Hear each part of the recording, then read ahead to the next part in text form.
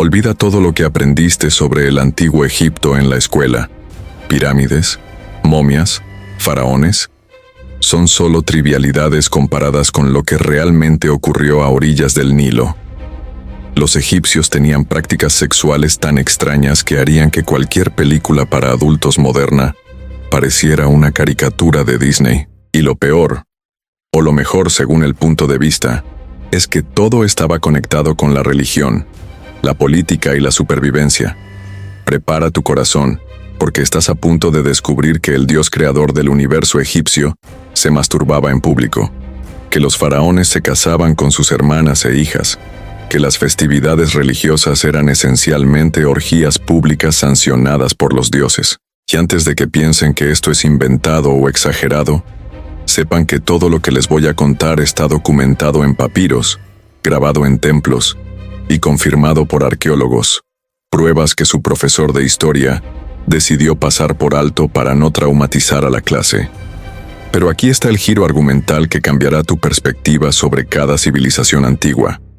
Estas prácticas no eran perversiones, eran estrategias de supervivencia tan sofisticadas que mantuvieron a Egipto como potencia mundial durante 3000 años, más tiempo que cualquier imperio de la historia. 450 a.C., delta del Nilo. El historiador griego Heródoto, a quien usted estudió como el padre de la historia, llegó a Egipto esperando encontrar una civilización exótica pero civilizada. Lo que vio lo impactó tanto que pasó el resto de su vida intentando procesarlo. En sus propias palabras, los egipcios hacen todo lo contrario a otros pueblos. Las mujeres orinan de pie, los hombres sentados, y sus rituales religiosos, por los dioses del Olimpo, son indescriptibles. Heródoto era un hombre viajero. Había presenciado los excesos de Babilonia, las orgías griegas y los rituales persas. Pero Egipto lo destruyó, porque no se trataba solo de sexo. Se trataba de cómo toda una civilización construyó su religión, política y economía en torno al acto sexual. Imaginemos la escena. Heródoto, un refinado intelectual griego de pie a orillas del Nilo viendo al faraón, el hombre más poderoso del mundo conocido, masturbándose públicamente mientras miles de personas aplaudían y los sacerdotes cantaban himnos sagrados. Pensé que se trataba de un malentendido cultural, escribió, hasta que descubrí que era un ritual oficial del Estado y que la supervivencia de todo Egipto dependía de ese acto. Pero empecemos por el principio, literalmente, porque según los egipcios, el universo comenzó con una masturbación divina. La creación del universo, el Big Bang egipcio. Olvídense del Génesis bíblico. Olvídense del Big Bang científico. Para los egipcios todo comenzó cuando Atum, el dios primordial, emergió solo de las caóticas aguas de Nun, el vacío primordial. ¿Y qué haces cuando eres literalmente lo único que existe en el universo? Exactamente. Los textos de las pirámides, que datan del 2400 a.C., son explícitos. Atum tomó su falo en su mano y se trajo placer. De su semilla nacieron Shu y Tefnut, y así comenzó la creación. Pero no era una metáfora poética. En el templo de Karnak, que se puede visitar hoy en día, hay relieves que muestran a Atum con la mano sobre el pene, eyaculando a las primeras deidades. Los turistas modernos quedan impactados. Los guías egipcios lo explican como si fuera lo más normal del mundo. La doctora Joan Fletcher, egiptóloga de la Universidad de York, explica: para los egipcios la masturbación divina no era pornografía, era cosmología. El semen de Atum contenía la esencia creativa del universo. Cada gota era potencialmente un nuevo dios, un nuevo mundo. Y aquí viene la parte que tu profesor definitivamente se saltó. Los faraones recreaban este mito, anualmente, públicamente, con público. El ritual del Nilo. Cuando la masturbación se convierte en política pública. Cada año, entre junio y septiembre, el Nilo sufría inundaciones. Estas inundaciones traían sedimentos negros que fertilizaban las orillas y propiciaban la agricultura. Sin ellos, Egipto sería simplemente otro desierto. ¿Y cómo podíamos garantizar que el Nilo creciera al nivel adecuado? Sencillo.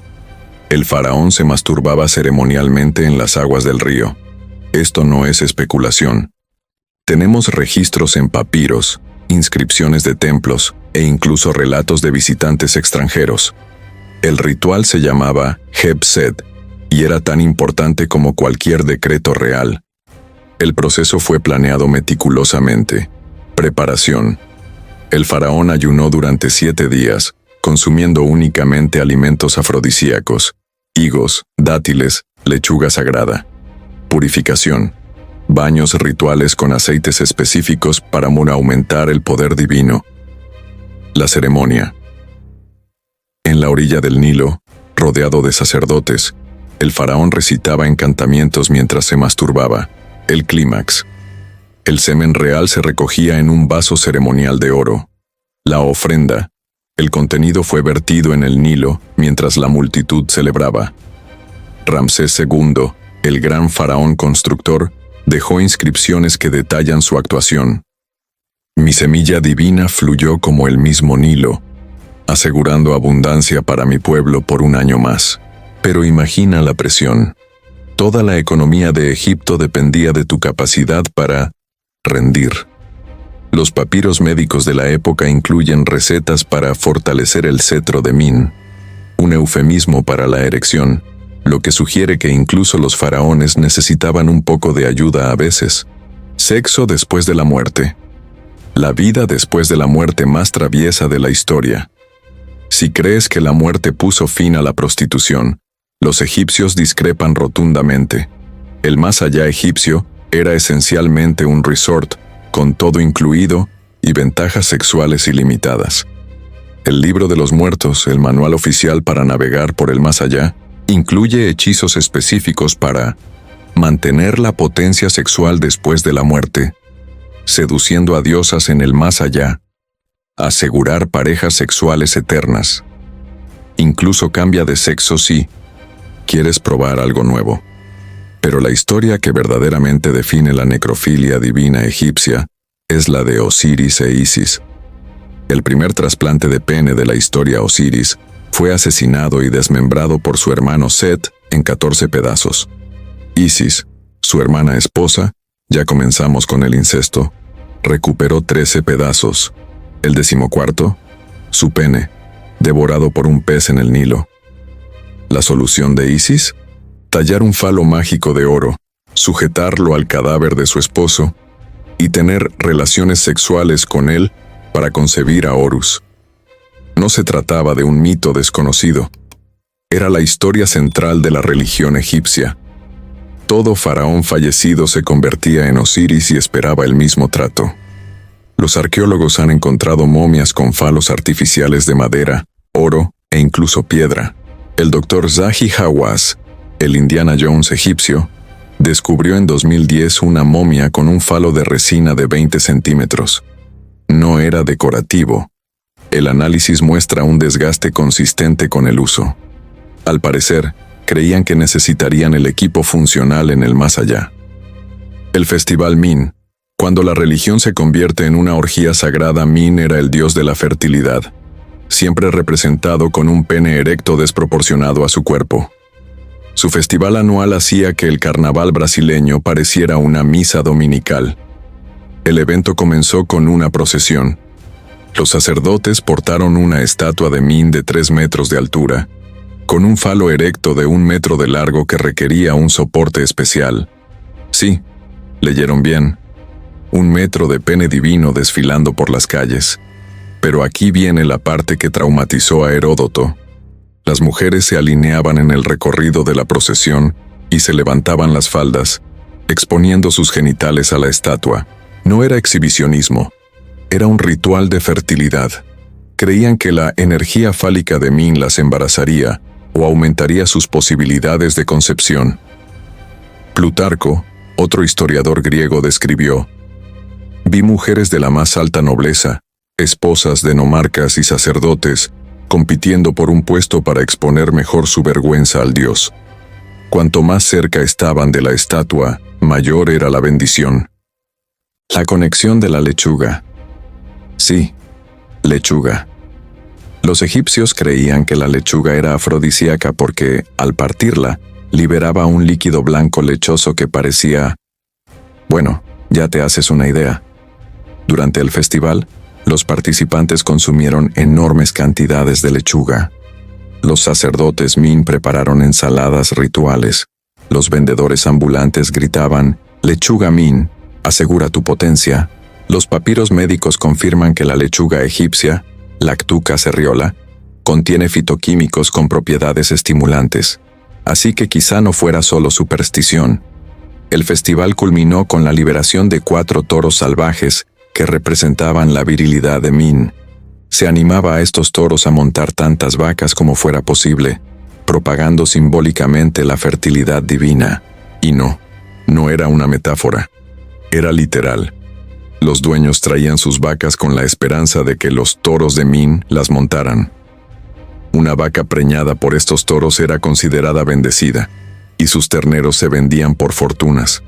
Control de la natalidad. Nivel anticonceptivo en Egipto.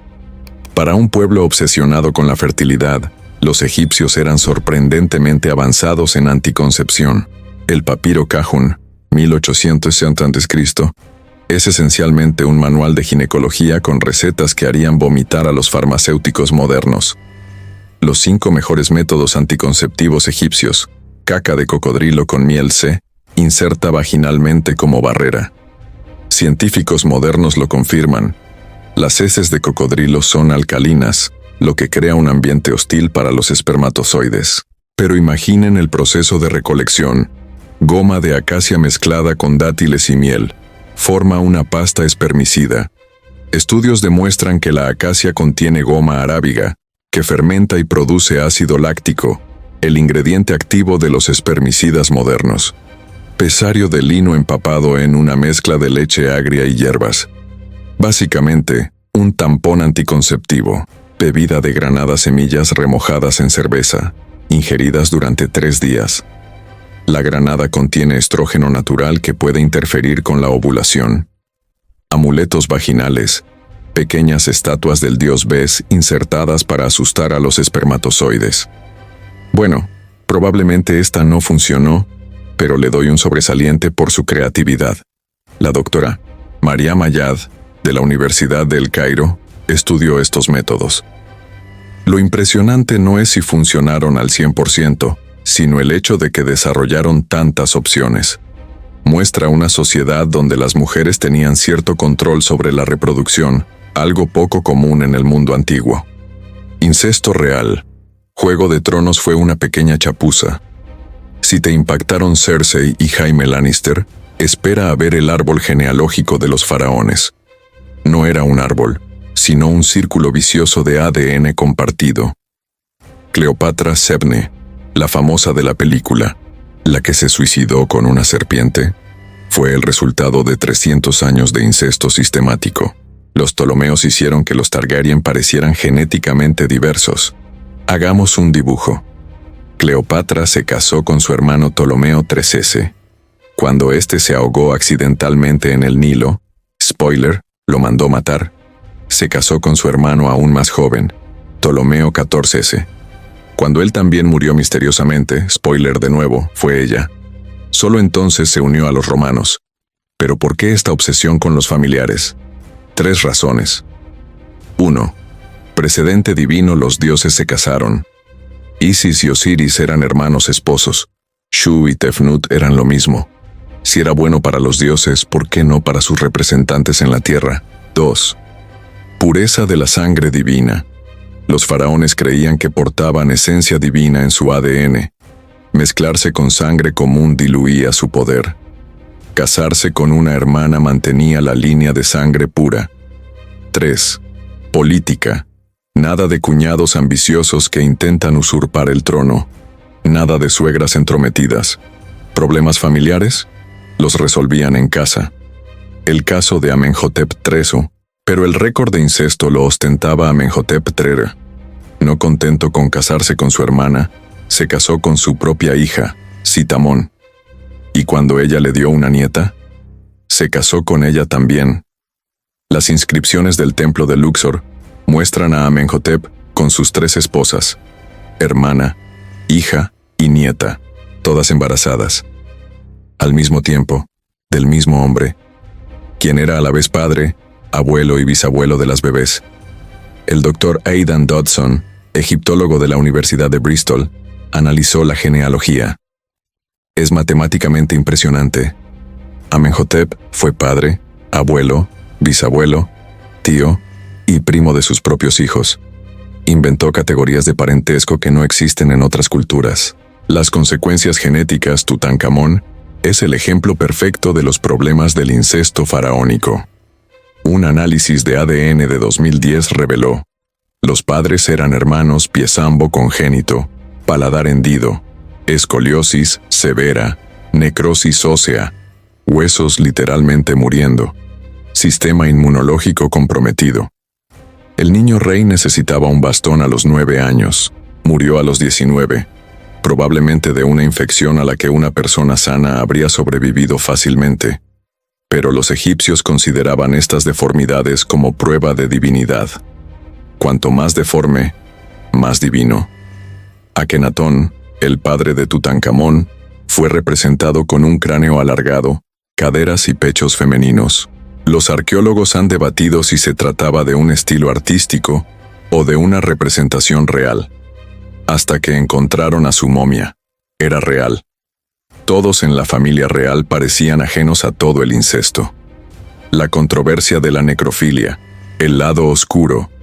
Advertencia: esta parte es pesada, pero es historia documentada. Heródoto hizo una grave acusación. Los embalsamadores violaban los cadáveres frescos de mujeres hermosas.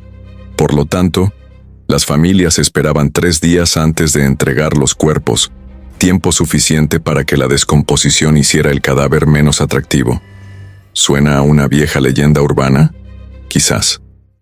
Pero la evidencia sugiere que el problema era real. 1. Confesión negativa en el Libro de los Muertos. Entre los pecados que los muertos niegan haber cometido, está: no tuve sexo con un cadáver. ¿Por qué incluir esto si no era una preocupación genuina? 2. Contratos de embalsamamiento. Los papiros legales incluyen cláusulas sobre trato respetuoso y sanciones por violación del cuerpo. El lenguaje legal es demasiado específico para ser teórico. 3. Sacerdotes especiales. Las familias adineradas contrataban sacerdotisas de Isis para supervisar el embalsamamiento de las mujeres. ¿Para qué necesitar supervisión femenina si no había riesgo? La doctora Salima Ikram, experta en momificación, ofrece una perspectiva inquietante. Los embalsamadores pasaban 70 días en intimidad con cuerpos desnudos. Trabajaban solos en cámaras oscuras. Existía la posibilidad de abuso, y los egipcios lo reconocían claramente. Pero existía otro tipo de necrofilia, la ritualística. El matrimonio con Osiris era una ceremonia en la que las reinas copulaban con estatuas o momias de faraones muertos para legitimar su sucesión. No era simbólico.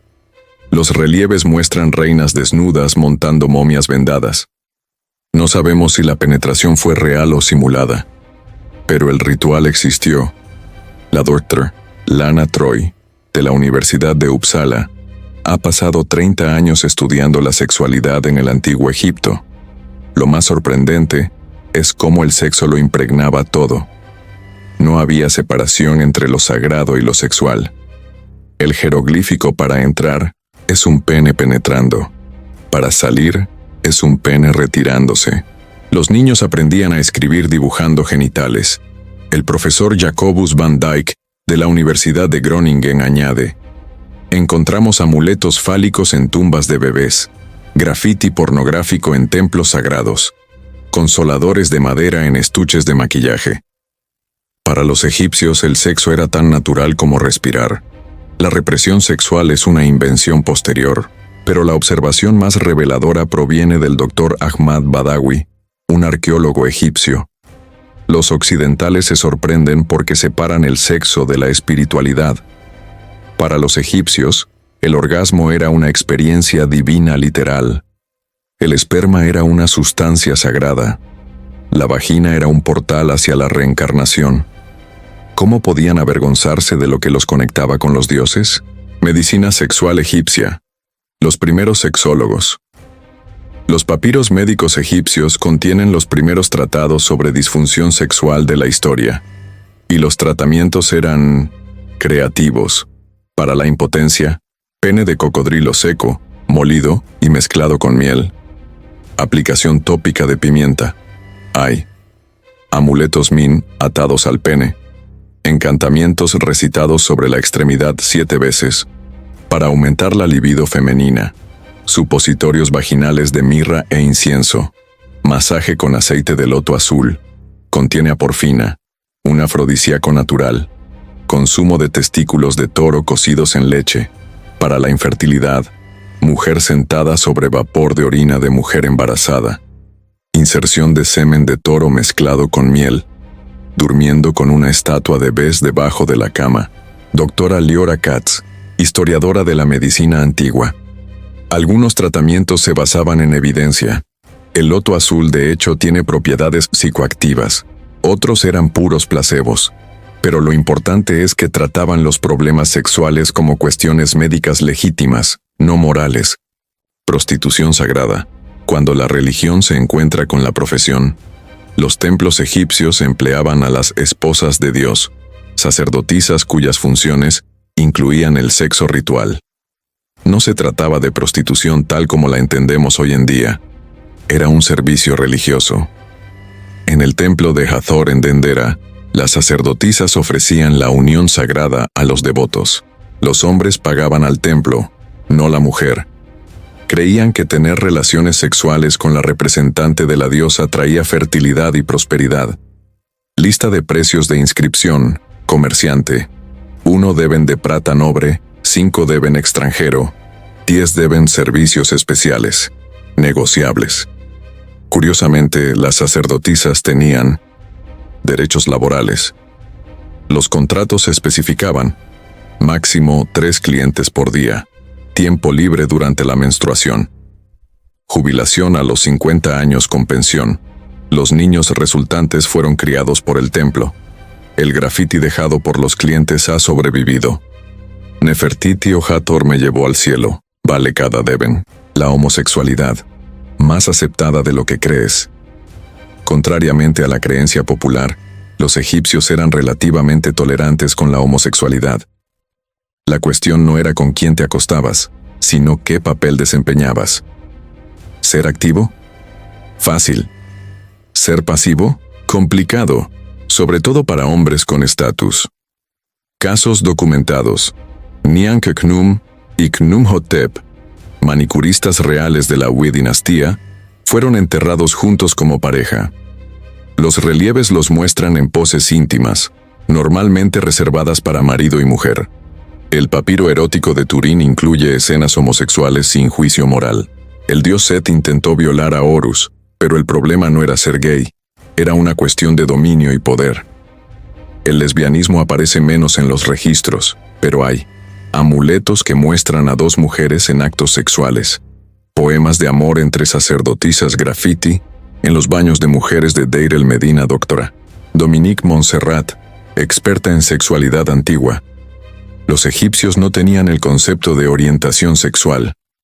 Se acostaban con quien estuviera disponible y fuera atractivo. El género era un detalle, no una definición. Bestialidad. Cuando los dioses son animales, los límites se difuminan. Este caso es controvertido, pero está documentado.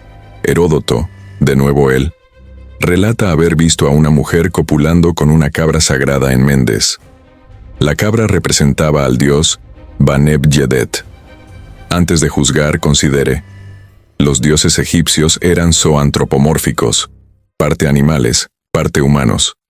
Los toros, machos cabríos y carneros sagrados eran considerados encarnaciones divinas. Sexo con animal sagrado, sexo con Dios. El toro Apis de Memphis tenía un harén de vacas y sacerdotisas humanas. Los papiros sugieren que algunas sacerdotisas honraban al toro de maneras que hoy serían criminales, pero estaba restringido a los animales sagrados.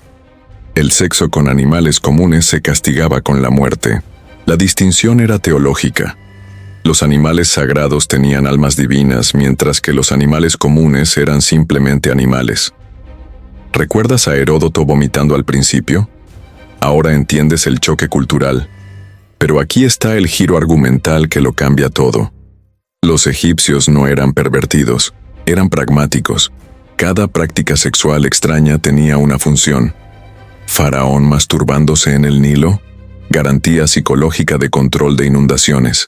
Incesto real, mantuvo el poder político concentrado. Sexo en el más allá, motivaba a la gente a esforzarse por una buena muerte. Festivales orgiásticos, un escape social y un impulso a la natalidad. Prostitución sagrada, financiaba templos y ofrecía servicios sociales. Era un sistema, y funcionó durante 3000 años. Más tiempo que cualquier civilización en la historia. Los secretos que aún tenemos que descubrir 2020. Valle de los Reyes. Arqueólogos descubren una tumba intacta que contiene una momia femenina. En su interior, el kit sexual más completo jamás encontrado. 5 consolas fabricadas en diferentes materiales: madera, piedra, marfil, oro y cuero. Aceites aromáticos con etiquetas explícitas. Manual ilustrado con 27 posiciones. Amuletos vaginales tachonados con piedras. La mujer, una contable. Ni sacerdotisa ni noble. De clase media. Demostrando que la obsesión sexual permeaba a todas las clases sociales. Dr. Zaki Hawass. Cada excavación revela algo nuevo sobre la sexualidad egipcia. Calculamos que el 70% de los objetos sexuales aún están enterrados. Lo que conocemos es solo la punta del obelisco. Ahora viene la verdadera sorpresa. Los egipcios tenían razón en muchas cosas. Evidencia moderna. Masturbación y creatividad de estudios demuestran que el orgasmo libera dopamina y oxitocina, lo que aumenta la creatividad. Tuna creando un universo post-orgasmo. Científicamente plausible. Sexo y longevidad. Los egipcios que mantenían una vida sexual activa vivían más. Las momias de las sacerdotisas de Hathor muestran una longevidad excepcional para su época. Loto azul, el Viagra egipcio, realmente funciona. Contiene aporfina y nuciferina, compuestos psicoactivos y vasodilatadores. La acacia como anticonceptivo confirmado por la ciencia moderna. Base para los espermicidas actuales. Pero aquí está la verdadera lección. Los egipcios comprendieron algo que nosotros hemos perdido. El sexo es poder. No poder sobre los demás, sino poder sobre uno mismo, sobre la naturaleza, sobre el destino. Mientras nosotros nos ocultábamos, reprimíamos y creábamos tabúes, ellos celebraban, ritualizaban e integraban. El resultado, la civilización más perdurable de la historia. Giro de la trama final. ¿Sabes por qué cayó realmente el antiguo Egipto? No fue por la economía ni por la guerra. Fue cuando adoptaron valores grecorromanos y posteriormente cristianos que demonizaban la sexualidad. Cleopatra fue la última faraona que practicó rituales sexuales tradicionales. Tras ella, bajo el dominio romano y cristiano, Egipto nunca volvió a ser una potencia mundial. ¿Coincidencia? Los papiros dicen que no. Las momias dicen que no. 3000 años de éxito dicen no. Quizás los verdaderos pervertidos seamos nosotros, que hemos convertido la fuerza creativa más poderosa de la naturaleza en pecado. Los egipcios tuvieron relaciones sexuales con cocodrilos muertos y gobernaron el mundo durante milenios. Tenemos sexo en la oscuridad y creamos una sociedad de neurosis y represión. ¿Quién lo está haciendo realmente mal? Piensa en eso la próxima vez que visites un museo egipcio. Esos jeroglíficos de aspecto inocente, la mitad son instrucciones sexuales.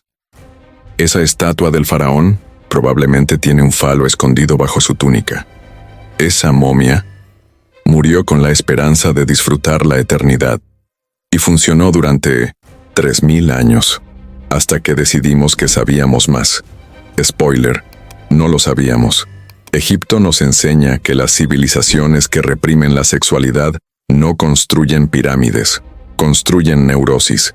Y las neurosis, a diferencia de las pirámides, no duran 5000 años. Los faraones que se masturbaban en público gobernaban el mundo. Los puritanos que condenan la masturbación gobiernan. Los grupos de WhatsApp. La historia ya ha dado su veredicto. Solo tienes que decidir de qué lado quieres estar. ¿Del lado que construye pirámides? ¿O del lado que los visita pagando la entrada? La elección, como siempre, es tuyo. Pero los egipcios ya hicieron lo suyo, y el Nilo sigue fluyendo, tal como lo planeó Atum.